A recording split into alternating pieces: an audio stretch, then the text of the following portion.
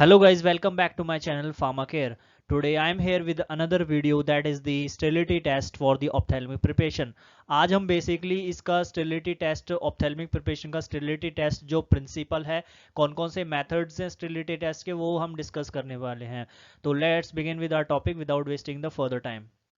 सबसे पहले हम पढ़ने वाले हैं principle of the sterility test. Sterility test जो हम करने वाले हैं, जो जो हम मेथड ऑफ प्रोसीड करने वाले हैं, उसका क्या प्रिंसिपल है वो हम पढ़ने वाले हैं. सबसे पहले हमें क्या करना है, एक टेस्ट ट्यूब लेनी है, उसके अंदर हमें कल्चर मीडिया डाल देना है जिसके अंदर हमारा एरोबिक बैक्टीरिया जो ग्रोथ होगी उनकी वो देखने वाले हैं. उसके बाद हमें सैंपल लेना है जिसका हमें टेस्ट करना है, जो हमें देखना है कि इसमें स्टेरिलिटी टेस्ट ये पास होगा या नहीं होगा. वो वाला सैंपल हमें लेना है, चाहे वो सस्पेंशन होगी, आई ड्रॉप्स होंगी, लोशन, आई कुछ भी हो सकता है, वो आई का ऑप्थेल्मिक प्रिपरेशंस कुछ भी हो सकती है, वो लेंगे हम. जो टेस्ट ट्यूब है जिसके अंदर पहले से ही कल्चर मीडिया पड़ा हुआ है उसके अंदर एसेप्टिकली मतलब है, एसेप्टिकल का मतलब है उसके अंदर कोई भी कंटेमिनेशन नहीं होनी चाहिए, उसके ऐसा सैंपल लेना है.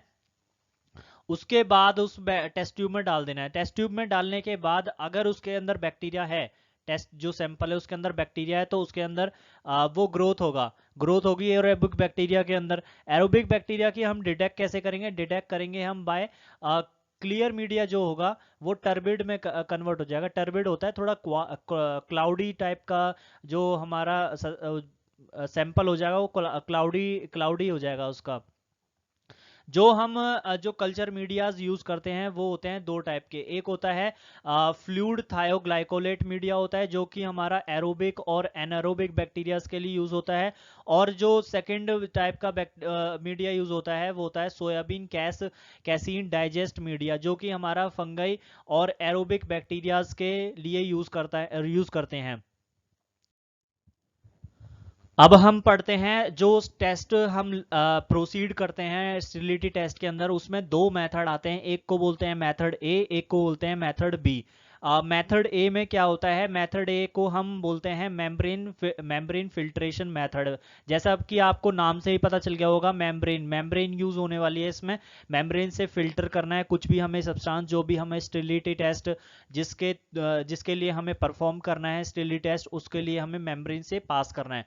अब वो मेम्ब्रेन जो होती है उसका पोर साइज जो स्टैंडर्ड में लिखा गया है वो है 0.45 माइक्रोन की होनी चाहिए, और ये मेम्ब्रेन एक स्टेराइल फिल्टर यूनिट होती है. उसके बाद हमें जो ये मेम्ब्रेन ली है उसको हमें एक फ्लूइड, स्टेराइल फ्लूइड ए से हमें सफिशिएंट क्वांटिटी में उसके अंदर ऐड करना है और मॉइस्ट कर देना है उस मेम्ब्रेन को. अब ये स्टेराइल फ्लूइड ए क्या है, स्टेराइल फ्लूइड ए हमारा एक की कंपोजिशन जो है वो होती है हमारी पेप्टिक डाइजेस्ट. जो हमारा होता है उसको हमें वाटर में ऐड करके एक डाइल्यूट सॉल्यूशन बनाना है, वो होता है हमारा स्टेराइल फ्लूइड ए. उसके बाद हमें क्या करना है, अब मेम्ब्रेन मॉइस्चर होगी स्टेराइल फ्लूइड के ए से. अगर हमारा जो हम टेस्ट कर रहे हैं, जो भी हमारी प्रिपरेशन है, अगर वो टेस्ट कर रहे हैं वो एक अगर पेरेंट्रल प्रिपरेशन है, तो उसमें से हमें सफिशिएंट क्वांटिटी में लेना है, वो सैंपल लेना है, और जो हमारी मेम्ब्रेन है, मॉइस्ट मेम्ब्रेन जो है हमारे, उससे फिल्टर कर देना है. अगर दूसरी कंडीशन ये है, अगर वो प्रिपरेशन जो पेरेंटल प्रिपरेशन है हमारी, वो अगर एंटी माइक्रोबियल है, एंटी माइक्रोबियल मतलब माइक्रोब्स को मार सकती है वो एंटी माइक्रोबियल, ठीक है. अब अगर वो एंटी माइक्रोबियल है तो उस मेम्ब्रेन, अगर वो पास हुई मेम्ब्रेन से, तो क्या होगा, जो एंटी माइक्रोबियल जो एजेंट होंगे वो मेम्ब्रेन के ऊपर भी रिटेन होंगे, मतलब ठहरेंगे, ठीक है.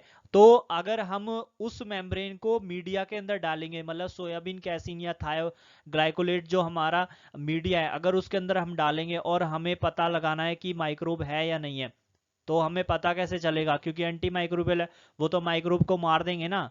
तो इसीलिए हमें इसके लिए क्या करना है, जो फ्लूइड हमारा ए था, स्टेराइल फ्लूइड ए था, उसके 100 ml हमें 3 टेस्ट ट्यूब मतलब 3 बीकर्स के अंदर 100 ml लेने हैं, और उसको 3 बार धोना है मेम्ब्रेन को. धोने के बाद क्या करना है, ताकि इसलिए धोना है क्योंकि जो वो मेम्ब्रेन है उसके अंदर लो इनिबिटरी कंसंट्रेशन ऑफ जो सॉल्यूशन होगी वो होना चाहिए, ताकि जो हमारा माइक्रोब्स है वो ना मरे, और हम डिटेक्ट कर ले कि हम हाँ भाई हमारे जो पेरेंटल प्रिपरेशन है उसके अंदर माइक्रोब हैं. उसके बाद ये जो मेम्ब्रेन है, या तो हमें एक मतलब दो मेम्ब्रेन ले ले, या फिर हमें आधी आधी मेम्ब्रेन ले सकते हैं, मतलब हाफ हाफ यूज कर सकते हैं, या फिर वन वन ले सकते हैं, क्यों हर एक मीडिया के लिए हमें एक एक चाहिए ना, या तो आधी आधी ले लो या फिर एक एक ले लो दोनों मीडिया के लिए अंदर। हम कंटिन्यू करते हैं इसको।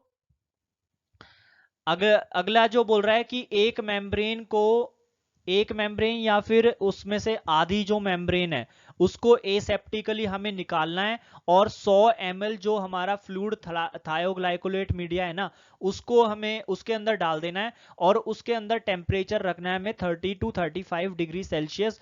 और ये जो इंक्यूबेट करना है, हमें रखना है इसको 7 दिन तक, मिनिमम 7 दिन तक। इस जो ये हमारा बना है मेम्ब्रेन है उसके अंदर मीडिया है हमारा, अगर वो मतलब अगर उसमें माइक्रोब होंगे तो वो ग्रो कर जाएगा, कुछ डिटेक्शन होगा उसका, ठीक है। उसके बाद दूसरा जो हमारे पास मेम्ब्रेन है, दूसरा मेम्ब्रेन या फिर दूसरा हाफ जो मेम्ब्रेन का है हमारे पास, उसको दूसरे मीडिया में डालना है, 100 ml वो भी होगा, और सोयाबीन कैसीन डाइजेस्ट मीडिया बोलते हैं, और वो इंक्यूबेट होगा। उसका टेम्परेचर है 20 to 25 डिग्री सेल्सियस, और ये भी 7 दिन, मिनिमम 7 दिन तक रखना है।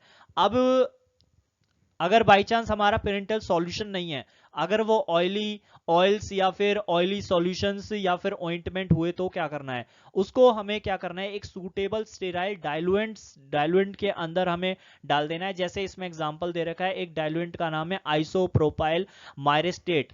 ये एक एंटी माइक्रोबियल नहीं होना चाहिए। अगर एंटी माइक्रोबियल हुआ तो इसमें भी वही कंडीशन करेंगे जो हम पहले कर रहे थे, ठीक है।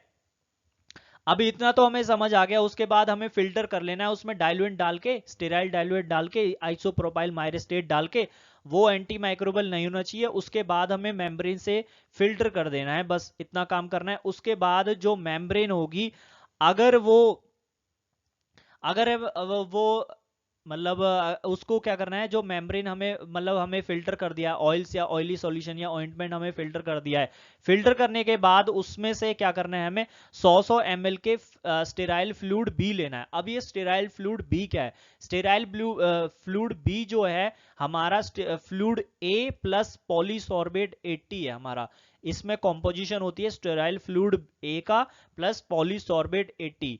अभी पॉलीसॉर्बेट 80 हम मिलाते क्यों हैं, पॉलीसॉर्बेट 80 हम इसीलिए मिलाते हैं क्योंकि पॉलीसॉर्बेट 80 हमें ये बताता है कि ऑयली है या फिर ग्रीसी सब्सटेंस है फ्लूइड ए के अंदर, ठीक है, इतना ही बताता है। अब इसके बाद क्या करना है हमें, अब जो भी हमारा प्रोसीजर जो पेरेंटल प्रिपरेशन के अंदर हमने फॉलो करा था ना, वही हमें रिपीट करना है इसके अंदर, ऑयली या ऑयल्स में।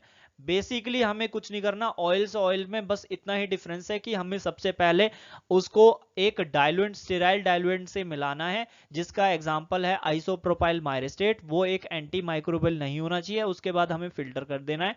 फिल्टर करने के बाद मेम्ब्रेन को हमें 3 बार स्टेराइल फ्लूइड बी से हमें वॉश करना है। स्टेराइल फ्लूइड बी क्या होता है, फ्लूइड ए प्लस पॉलीसॉर्बेट 80। पॉलीसॉर्बेट हमें इतना ही बताता है कि सॉल्यूशन के अंदर ऑयली और ग्रीसी सब्सटेंस है फ्लूइड ए के अंदर। उसके बाद सेम प्रोसीजर है जैसा कि हमारा पेरेंटल प्रिपरेशन के अंदर होता है। इसके बाद हम मेथड बी को हम डिस्कस कर लेते हैं, जिसका नाम है डायरेक्ट इनोकुलेशन। हमें डायरेक्टली कुछ करना है। अब वो कुछ क्या करना है वो हम देख लेते हैं। जैसे कि हमें कोई भी एक्वस या फिर एक्वस सॉल्यूशन या फिर सस्पेंशन हमें टेस्ट करना है कि भाई इसके अंदर एरोबिक मतलब बैक्टीरिया हैं या फिर मतलब माइक्रोब्स हैं या नहीं है। उसके लिए हमें एक प्रिस्क्राइब्ड क्वांटिटी में हमें लिक्विड लेना है, चाहे वो सॉल्यूशन हो चाहे वो सस्पेंशन हो, उसमें से लेना है। और एक वो स्टेराइल पिपेट के थ्रू या फिर सिरिंज के थ्रू या फिर निडल के थ्रू हमें ले लेना है। लेने के बाद इसको हमें एक ट्रांसफर करना है। ये भी एक एसेप्टिक कंडीशन में होना चाहिए, मतलब कंटेमिनेशन नहीं होना चाहिए। मीडिया के अंदर हमें डाल देना है सोयाबीन कैसीन या फिर थायोग्लाइकोलेट, हमारा जो मीडिया है उसके अंदर डाल देना है। उसके बाद हमें क्या करना है, एसेप्टिकली कंडीशन हो चाहिए, और ये मीडिया जो है इसको हमें एक स्पेसिफिक टेम्परेचर पे रखना है और कम से कम 14 दिन तक इसको रख देना है। अब हमें इसके अंदर एक कंडीशन देखनी है बीच में। अगर मटेरियल अगर देखा गया बाय चांस कि जो हमारा सॉल्यूशन है, एक्वस सॉल्यूशन या सस्पेंशन है, अगर वो थोड़ा सा टर्बिड हो गया, थोड़ा सा टर्बिड हो गया तो उसमें से क्या करना है हमें, उसमें टर्बिड पोर्शंस में से हमें क्या करना है, थोड़ा सा जो हमारी स्टेराइल सिरिंज है या पिपेट है उससे थोड़ा सा मीडिया लेना है और फ्रेश मीडिया के अंदर डाल देना है। और ये जो कंडीशन ये करनी है हमें, वो करनी है 3rd या 7th डे पे, ठीक है। उसके बाद इंक्यूबेट करना है, और दोनों के दोनों जो हमारे फ्रेश मीडिया है और जो ओल्ड वाला मीडिया था वो दोनों को ही हमें 14 डे से डे तक ही इंक्यूबेट करना है। उसके बाद हम डिटेक्ट करेंगे कि वो ग्रोथ कर रहा है या नहीं कर रहा। अब हमारा दूसरी कंडीशन आती है, बाई चांस हमारा ऑयली या फिर ऑयल सस्पेंशन हुआ तो क्या करेंगे हम। ऑयल या ऑयली सस्पेंशन हुआ तो उसके अंदर हम स्टेराइल इमल्सिफाइंग एजेंट इसमें डाल देंगे, और उसके अंदर एक कंडीशन तो हमेशा ही याद कर रखनी है कि एंटी माइक्रोबियल एक्टिविटी नहीं होनी चाहिए। जैसा कि एमल्सिफाइंग एजेंट हमें जैसा कि इसमें एग्जांपल दे रखा है पॉलीसॉर्बेट 80 हम ऐड कर देंगे, और ये पॉलीसॉर्बेट 80 हमें क्या मदद करेगा, मदद ये करेगा कि हमें इमल्सिफिकेशन के लिए हेल्प कर देगा, और जो हमारा ऑयली या ऑयल सस्पेंशन है उसको हमारे मीडिया जो डालेंगे हम थायोग्लाइकोलेट या फिर हमारा जो कैसीन में जो हमारा थायोग्लाइकोलेट या फिर सोयाबीन कैसीन डाइजेस्ट मीडिया है उसके अंदर आसानी से मिक्स कर सकते हैं, इसीलिए हम पॉलीसॉर्बेट 80 डालते हैं। ये एक इमल्सिफाइंग एजेंट होता है। जो हमारा ऑयली सस्पेंशन है उसके बाद इंक्यूबेट कर देना है इसको भी मिनिमम टू मिनिमम 14 डेज तक हमें इंक्यूबेट करना ही करना है। ये होता है method B, direct inoculation method. अब हमारा लास्ट में जो हम करते हैं इंटरप्रिटेशन, इसका जो हमारा मेथड ए है या मेथड बी है उसका हमारा इंटरप्रिटेशन क्या आने वाला है।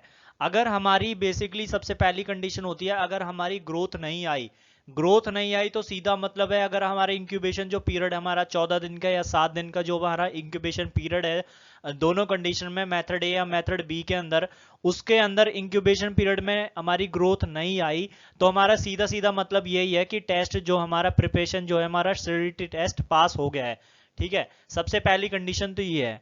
दूसरी कंडीशन है, अगर हमारी ग्रोथ पाई गई इंक्यूबेशन पीरियड के अंदर 14 दिन का जो 7 दिन का है, अगर इंक्यूबेशन पीरियड के दौरान हमारी ग्रोथ पाई गई या मतलब टर्बिडिटी दिखाई दी, तो ये मतलब हम ये नहीं बोल सकते कि स्टेरिलिटी के जो टेस्ट हम कर रहे हैं कि वो प्रिपरेशन जो है वो स्टेराइल नहीं है। वो टर्बिड कंडीशन या फिर एरोबिक बैक्टीरिया हमारा कंटेमिनेशन के थ्रू भी हम कर सकते हैं। इसीलिए हम जो स्टेरिलिटी टेस्ट है उसको हम रिपीट करते हैं उसी वे में जो हमने दोबारा जो मेथड ए या मेथड बी में करा है, और उसके बाद देखा जाएगा कि अगर हमारी ग्रोथ है या नहीं है। अगर नहीं पाई गई तो हमारा प्रिपरेशन जो है वो पास कर जाएगा। अगर बाई चांस पाई गई तो उस कंडीशन में क्या करते हैं, उसके बाद हम रीटेस्ट करते हैं, सेकंड रीटेस्ट करते हैं। उसके बाद भी पाई गई अगर ग्रोथ एरोबिक बैक्टीरिया की या फिर माइक्रोब्स की या बैक्टीरियाज की, तो उस कंडीशन में क्या करते हैं हम, फेल हो जाता है टेस्ट। उसके बाद